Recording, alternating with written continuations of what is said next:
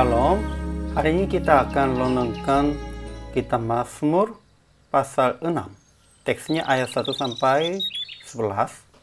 Saya sudah bagi 3 paragraf. Paragraf yang pertama ayat 1 sampai 6. Daud memohon bahwa Tuhan jangan menghukum Daud dalam murkanya dan jangan menghajar Daud dalam kepanasan amarahnya.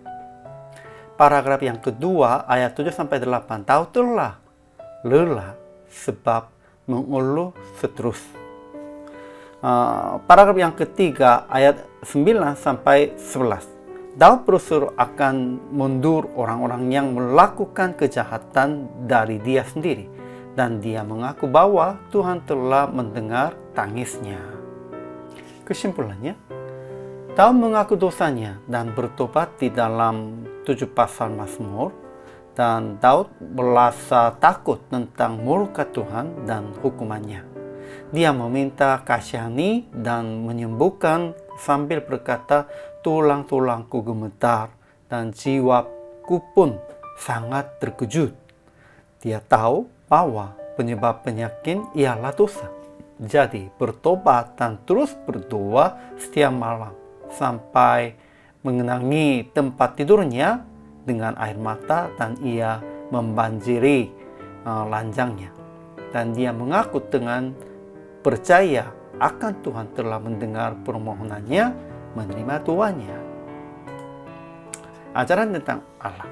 Pertama, Tuhan akan menghukum dan menghajar kita ketika kita berbuat jahat.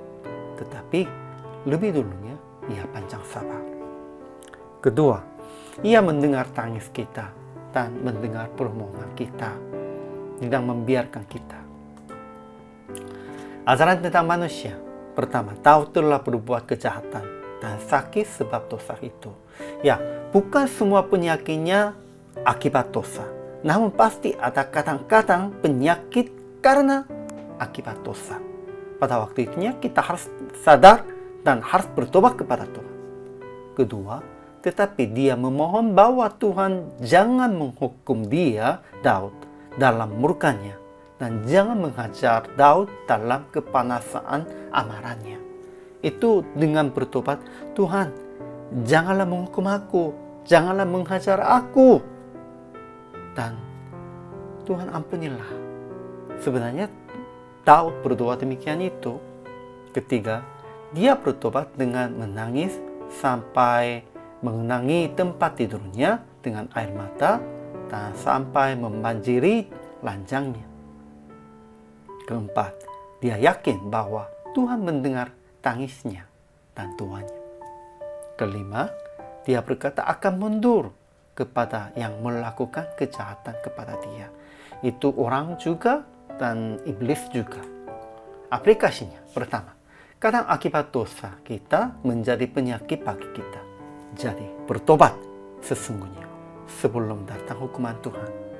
Kedua, kalau sudah bertobat sesungguhnya, yakin bahwa Tuhan mendengar dan telah mengampuni segala dosa kita. Kadang-kadang itu juga pencobaan iblisnya. Sekalipun kita bertobat sesungguh, namun iblis mencobai kita begitu. Ya, itu tidak layak, itu tidak cukup, Tuhan tidak mendengar. Ya, namun janganlah berpikir tentang itu. Itu pencobaan dari iblis. Kalau bertobat sesungguhnya, harus yakin Tuhan mendengar dan Tuhan mengampuni. Ketiga, sekalipun iblis mencobai dengan akibat dosa itu, berkata, pergi daripada aku. Dengan percaya yang Tuhan mengampuni dosa kita dan menyelamatkan kita dengan darah Yesus. Harus katakan, pergi daripada aku. Ini penting. Jadi, praktiknya. Kalau sudah mengerti sakit atau mengalami kesulitan sebagai akibat dosa, bertobat sesungguhnya sampai nangis. Janganlah hanya bertobat dengan mulus saja. Harus bertobat sesungguhnya. Itu sudah tahu sendirinya. Dan harus dapat keyakinan yang telah diampuni. Kalau sudah bertobat, harus yakin. Sekalipun bertobat tidak bisa yakin dan masih dalam hatinya ada lagu-lagu, itu bukan bertobat sesungguhnya. Harus bertobat sesungguhnya. Kalau begitu, Tuhan pasti akan memberikan hati damai dan hati bersukacita.